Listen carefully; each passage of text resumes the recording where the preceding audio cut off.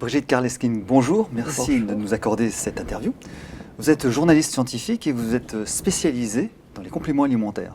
Est-ce que vous pourriez nous expliquer ce qu'est un complément alimentaire? Vaste sujet. Tout dépend sous quel angle on se place. Si on se place sous un angle strictement réglementaire, il y a déjà une chose un peu absurde, c'est qu'un complément alimentaire ne soigne pas. Donc, a priori, on se demande à quoi ça peut servir. Et toujours réglementairement parlant, c'est une denrée alimentaire, en fait, c'est classé dans les aliments. Donc il est la croisée de deux réglementations, celle de la fabrication des produits alimentaires, plus une réglementation spécifique, et française et européenne, qui sont parfois distinctes. Donc a priori, le complément alimentaire n'a aucune vertu thérapeutique en soi, d'un point de vue réglementaire.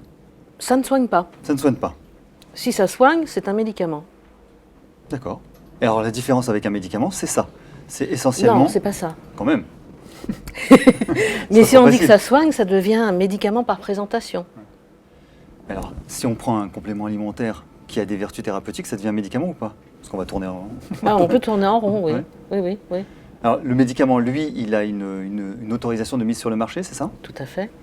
Qui va être distribué en pharmacie, tandis que le complément alimentaire, pas forcément en pharmacie. Non, il peut être distribué un peu partout. Il peut être aussi bien dans des magasins bio, ou sur Internet ou autre, ou en parapharmacie. Mais quand même, les médicaments sont principalement issus des compléments alimentaires, ou je me trompe? Ou c'est que de la physique, de la chimie? Les médicaments Les médicaments. issus des compléments alimentaires? De l'alimentation, d'une certaine manière, non? C'est issu, il y en a qui sont issus des plantes, mais il y en a beaucoup qui sont issus de la chimie aussi. Alors, il y a une grande mode des compléments alimentaires. Est-ce qu'on est tous carencés? Un grand nombre d'entre nous, oui, et tout dépend des... Si on prend par exemple la vitamine D, il y a une étude qui a montré que 80% des Français sont carencés en vitamine D, par exemple. Mais si on prend toutes les vitamines, on verra que pratiquement un grand nombre de Français n'ont même pas les 2/3 des ANC, c'est-à-dire les apports nutritionnels recommandés, qui en fait sont...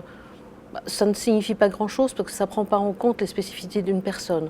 Ça veut dire que c'est pour une personne lambda en bonne santé. Mais si la personne est stressée, si elle est malade, eh bien ces apports nutritionnels n'en tiennent pas compte. C'est vraiment la base limite. Mais est-ce qu'on va être censé être obligé de prendre des compléments alimentaires parce que notre alimentation est carencée ou pas? Est-ce que c'est lié à notre vie actuelle? En grande partie, oui.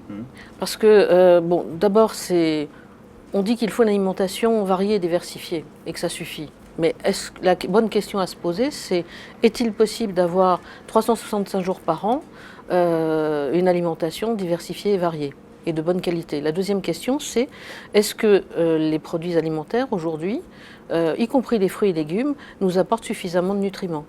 Ou est-ce que l'appauvrissement des sols, les techniques de culture n'ont pas fait qu'il n'y en a pas suffisamment? Sans parler du fait que tous les fruits et légumes, si on prend l'exemple des fruits et légumes, si vous les achetez dans une grande surface, même chez votre marchand de fruits dans un marché couvert, si on est à Paris, ils vont avoir traîné combien de temps? Donc perdu beaucoup de leurs nutriments.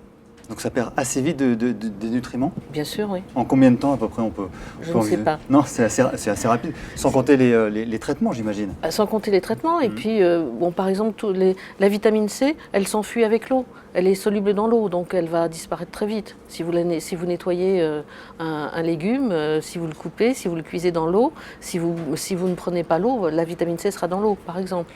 Mais bon, je ne suis pas vraiment une spécialiste de l'alimentation. Je suis plus... Alors justement, si on prend, dans le mode de fabrication d'un complément alimentaire, si on prend déjà un aliment qui est pauvre, est-ce qu'on va pouvoir en extraire quelque chose d'efficace? Mais un complément alimentaire, il n'est pas extrait d'un aliment? Pas forcément. Ou d'une plante? Oui. Ou d'autres choses, mais je veux dire, c'est pas extrait d'un aliment. Ou s'il est extrait d'un aliment, ça va être concentré, donc vous aurez quand même ce qu'il faut dedans, puisque de toute façon, c'est mesuré. Est-ce qu'on peut déterminer différents types de compléments alimentaires, différentes familles de compléments alimentaires? Vous voulez dire par rapport aux ingrédients qu'on met dedans? Alors, on peut déjà distinguer ce qui est vitamines et minéraux. Donc ça va être les multivitamines, ou ça va être une vitamine D, une vitamine E, peu importe. Ensuite, vous avez les extraits de plantes. Et puis, ce qu'on peut mettre dans les compléments alimentaires, ça peut être aussi issu d'animaux, ça peut être dérivé de la mer, des poissons, des crustacés. Il y a une foultitude de compléments alimentaires. Comment s'y retrouver et comment choisir les compléments alimentaires? Est-ce que vous pouvez nous aider à nous orienter? Ah, c'est difficile parce que c'est différent pour chaque personne. Alors, la première chose, en fait, ce qui est idéal quand on envisage de supplémenter, c'est de savoir, c'est d'essayer de déterminer de quoi avons-nous besoin. Donc la première chose, et c'est l'idéal, mais c'est assez coûteux parce que ce sont des choses qui ne sont pas remboursées par la sécurité sociale, c'est de faire une analyse sanguine dans un laboratoire biologique pour savoir quels sont les manques, quels sont nos niveaux en antioxydants, je sais pas, en magnésium, en vitamine D et autres. Et à partir de là, construire une supplémentation déjà pour pallier les carences. Et ça commence en général par une multivitamine. Et ensuite, choisir une vitamine, choisir un complément alimentaire, c'est en fonction de ses besoins et de sa vie. Mais on a l'impression si on écoute un tout petit peu soit les médias, soit certains praticiens, on a l'impression qu'on aurait besoin de tous les compléments alimentaires. On est carencé en vitamine C, carencé en vitamine D, en vitamine E, en antioxydants, en probiotiques, en ceci, en cela. On a l'impression qu'il faudrait prendre de tout. Est-ce que les analyses de sang suffisent ou est-ce que c'est la clinique qui pourrait pallier ce questionnement? Les deux. Les deux? Bien sûr. Parce qu'on ne peut pas tout mesurer. On peut pas mesurer. Pour mesurer, par exemple, si on a des polyphénols, les polyphénols, c'est extrait de fruits rouges notamment, c'est difficile parce que c'est dans des quantités microscopiques dans l'organisme, donc on ne va pas le savoir ça. Par contre, la clinique va dire de quoi on peut avoir besoin. La clinique. Alors, mais l'analyse de sang, est-ce que je me trompe si je dis que l'analyse de sang, je sais que vous n'êtes pas biologiste, mais l'analyse de sang, c'est quand même une photo, c'est quand même un instantané. Ça ne nous donne pas la fonction véritable. Donc, a priori, ce serait plutôt la clinique qui nous aiderait plus. Je me trompe? Oui et non. Si on veut... si on prend les hormones, en France, tout ce qui est hormones, DHEA, prégnénolone... C'est considéré comme des compléments alimentaires? Non. C'est ce que j'allais dire. D'accord, j'ai eu peur. J'allais dire qu'en France, ce n'est pas considéré comme des compléments alimentaires. Mais prenons la mélatonine. Par exemple? La mélatonine, c'est une hormone. Et oui, c'est une hormone.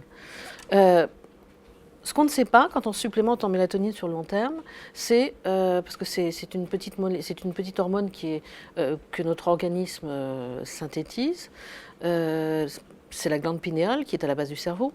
Ce qu'on ne sait pas, c'est si on supplémente sans vérifier si on en a besoin ou pas en mélatonine, que fait la glande pinéale? Est-ce qu'elle va s'atrophier ou est-ce qu'elle va continuer à fonctionner?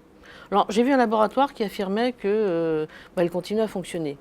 Moi, j'ai rien vu. Je ne sais pas. Et je crois qu'on ne sait pas. Ça veut dire que il faut supplémenter en mélatonine quand on en a besoin. C'est-à-dire soit sa sécrétion diminue avec l'âge, donc soit on vérifie qu'on n'en a pas suffisamment et on supplémente parce qu'on en a besoin, parce qu'on a des troubles du sommeil, par exemple. Ou la deuxième utilité immédiate de la mélatonine, c'est quand on fait des voyages avec des décalages horaires? Avec des décalages horaires. Voilà, donc ça, on va le prendre sur une petite période. Mais prendre de la mélatonine au long cours, parce que c'est une hormone, ça peut être dangereux, on ne sait pas. Vous nous dites clairement que certains compléments alimentaires doivent être avec surveillance médicale? C'est pas ça. Moi, ce que je dis, c'est qu'un complément alimentaire, parce qu'il y a des principes actifs dedans, ça sert à quelque chose. Mais si ça sert à quelque chose, ça peut avoir une action bénéfique. Si c'est mal utilisé, ça peut aussi avoir une action négative. Donc, on ne doit pas prendre des compléments alimentaires juste comme ça pour s'amuser. Il faut les prendre quand on en a besoin. Et pas n'importe comment. Donc, vous nous dites que l'automédication, ce n'est pas forcément une très très bonne idée. Médication, parce que c'est le mot médication. Je ne dis pas que ce n'est pas une bonne idée. Je dis qu'il faut faire attention, qu'il faut bien regarder à quoi ça sert, bien regarder les contre-indications, les interactions des compléments alimentaires les uns avec les autres, voire avec les médicaments. Donc faire assez attention à nos médications, c'est ça? Oui. D'accord. Encore une fois, un complément alimentaire, il y a des principes actifs dedans, des principes actifs qui peuvent exercer une activité bénéfique, mais ils peuvent aussi être négatifs. Merci de ces éclaircissements. Merci Brigitte Karleskind de nous avoir à vous. accordé cette interview.